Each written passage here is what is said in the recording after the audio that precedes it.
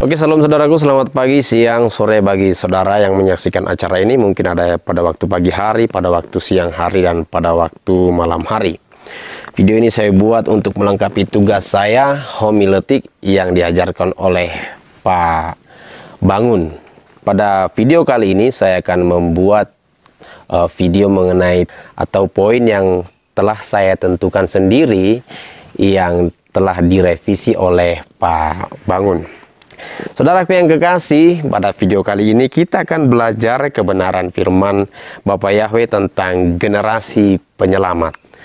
Tentu kita sangat tahu Bapak Ibu Saudara bahwa generasi itu adalah hal yang sangat penting. Itu sebabnya semua orang itu menginginkan adanya generasi penerusnya. Ya, sama seperti orang Batak. Kalau orang Batak melahirkan anak, generasi penerusnya tentu marga yang telah dibawakan oleh orang tua sebelumnya. Nah, pada hari ini kita belajar tentang generasi penyelamat. Kita buka Alkitab kita saudaraku di Yosua 1 ayat 1 sampai 9. Yosua 1 ayat 1 sampai 9. Sebenarnya saudaraku, siapa sih generasi penyelamat ini? Siapakah orang yang telah ditunjuk Tuhan menjadi generasi penyelamat? Generasi penyelamat yang ditunjuk Tuhan yang pertama adalah mereka yang taat kepada pemimpinnya. Yosua 1 ayat 1 sampai 2 dikatakan, sesudah Musa hamba Tuhan itu mati, berfirmanlah Tuhan kepada Yosua bin Nun, abdi Musa itu demikian, hambaku Musa telah mati, sebab itu bersiaplah sekarang. Seberangilah sungai Yordan ini, engkau dan seluruh bangsa ini, menuju negeri yang akan kuberikan kepada mereka, kepada orang Israel itu. Jadi mereka yang taat pemimpin, dialah yang telah ditentukan oleh Tuhan. Sama seperti Yosua. Saya percaya Tuhan tidak sembarangan memilih Yosua. Saya percaya Tuhan telah melihat ketaatan Yosua kepada Musa sebagai tuannya pada saat itu, atau sebagai orang yang memimpin dia, ya, sehingga orang yang taat kepada pemimpin pasti digenerasikan, ya. Sama seperti contohnya kepada Elisa. Elisa yang taat kepada Elia sehingga mendapat double porsi. Jadi saudaraku yang kekasih, yang telah ditentukan Tuhan dari semula, marilah kita taat kepada pemimpin. Saya mengajak saudara-saudara, bersediakah saudara menjadi generasi yang menyelamatkan jiwa-jiwa yang terhilang dengan pemberitaan Injil Kerajaan Elohim? Bersediakah saudara menjadi murid yang digenerasikan oleh Elohim sendiri? Jika saudara bersedia, tepuklah dadamu, katakan, aku bersedia Tuhan. Dan taruhlah itu dalam perjanjianmu dengan Tuhan. Dan yakinlah Tuhan pasti menolong. Jika saudara bersedia menjadi generasi yang telah ditetapkan oleh Tuhan itu sendiri, maka saudara, saya, kita semua harus taat kepada pemimpin. Karena ini adalah syarat menjadi pilihan generasi Tuhan. Sebagaimana Yosua taat kepada pimpinannya, demikianlah Tuhan memberi pilihan kepada Yosua. Di ayat 3 dan 4, setiap tempat yang akan diinjak oleh telapak kakimu kuberikan kepadamu, seperti yang telah kujanjikan kepada Musa, dari padang gurun dan dari gunung Libanon yang sebelah sana itu sampai ke sungai besar, yakni sungai Efrat, seluruh tanah orang Het, sampai ke laut besar di sebelah matahari terbenam. Semuanya itu akan menjadi daerahmu. Generasi penyelamat yang telah ditentukan Elohim adalah mereka yang memegang janji Tuhan. Tadi yang pertama, mereka yang taat kepada pemimpinnya. Yang selanjutnya adalah mereka yang memegang janji Tuhan. Janji Tuhan adalah pasti. Janji Tuhan kepada kita semua adalah rancangan damai sejahtera. Janji Tuhan kepada saudara ada. Janji Tuhan kepada saya juga ada. Apa janji Tuhan kepada kita? Apakah kita memegang janjinya? atau kita ragu kepada janjinya. Orang yang ragu kepada janji Tuhan sudah pasti tidak menjadi pilihan Tuhan. Tetapi orang yang memegang janji Tuhan sudah pasti menjadi pilihan Tuhan. Marilah kita pegang janji Tuhan. Janjinya kepada kita adalah rancangan damai sejahtera. Pada waktu itu Abraham yang rela memberikan anaknya karena yakin pasti akan mendapatkan keturunan atau dibangkitkan. Dalam Ibrani 11 ayat 19 dikatakan, karena ia berpikir bahwa Tuhan berkuasa membangkitkan orang sekalipun di antara orang mati, dan dari sana ia seakan-akan menerima kembalinya. Ya, jadi Abraham yakin bahwa nanti pada saat dia mengorbankan anaknya Ishak, dia yakin mungkin Tuhan akan membangkitkannya. Karena dia berpikir Tuhan sanggup membangkitkan orang mati. Loh, keyakinan Abraham kepada Tuhan membangkitkannya adalah karena dia berpegang teguh pada janjinya. Apa janji Tuhan kepada Abraham? Janjinya adalah, aku akan memberikan keturunanmu. Keturunanmu dari Sarah lah. Gitu ya. Keturunannya akan mendapatkan keturunan-keturunan yang sangat banyak. Ya kan? Keturunannya akan seperti bintang di langit, seperti debu di pantai. Nah, kalau anak satu-satunya telah dikorbankan, apa keturunan selanjutnya? Ya kan? Tapi karena dia memegang janjinya dia pasti punya keturunan. Akhirnya dia punya keyakinan yang teguh dan dia rela melakukan apapun untuk Tuhan asal dia memegang janjinya kepada Tuhan. Demikian kita saudara yang terkasih, kalau kita memegang janji Tuhan, kita pasti mendapatkan pilihan Tuhan. Generasi penyelamat itu mungkin jatuh ke tangan kita kalau kita memegang janjinya. Janjinya yang ya dan amin. Janjinya bagi saudara apa? Janjinya bagi saya apa? Tuhan pasti punya janji bagi saudara.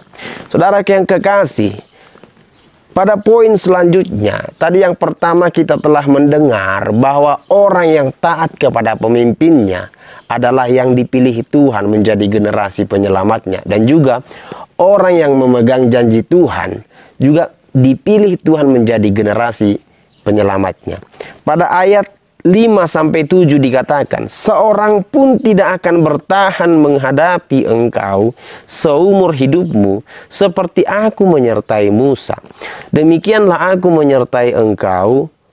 Aku tidak akan membiarkan engkau dan tidak akan meninggalkan engkau. Kuatkan dan teguhkanlah hatimu, sebab engkaulah yang akan memimpin bangsa ini, memiliki negeri yang kujanjikan dengan bersumpah kepada nenek moyang mereka, untuk diberikan kepada mereka. Hanya kuatkan dan teguhkanlah hatimu dengan sungguh-sungguh. Bertindaklah hati-hati sesuai dengan yang tertulis yang telah diperintahkan kepadamu oleh hambaku Musa. Janganlah menyimpang ke kanan atau ke kiri, supaya engkau beruntung kemanapun engkau pergi. Saudaraku, orang yang menjadi generasi pilihan Elohim adalah yang fokus kepada misi Tuhan. Apa misi Tuhan kepada kita, saudaraku? Misi Tuhan kepada Yosua jelas, bawa mereka ke tanah perjanjian itu. Siapapun tidak akan bisa mengganggu engkau. Dari A, B, C, semua yang diinjak kakimu menjadi milikmu. Tenang saja, hanya kuatkan dan teguhkan hatimu. Visi Tuhan, misi Tuhan apa kepada kita? Apa yang telah diamanatkan Tuhan kepada kita? Beritakan Injil.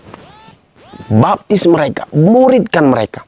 Bukan hanya dia yang sekolah pendeta, saudaraku, yang bisa memberitakan Injil. Tapi semua saudara-saudaraku yang menyaksikan acara ini, yang melihatnya, yang memperhatikannya adalah orang yang telah ditugaskan Tuhan untuk memberitakan Injil. Mari beritakan Injil, saudaraku.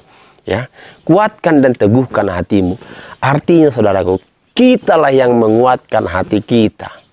Kitalah yang meneguhkan hati kita. Itu sebabnya Pengamsal berkata, jagalah hatimu dari segala kewaspadaan, karena dari situ terpancar kehidupan.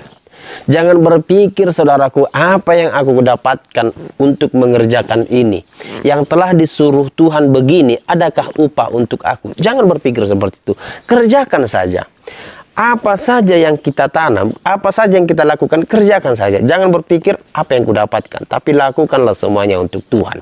Bukankah Kolose berkata, segala sesuatu lakukan untuk Tuhan. Artinya, cobalah tulus mengerjakan sesuatu. Visi Tuhan itu, misi Tuhan itu.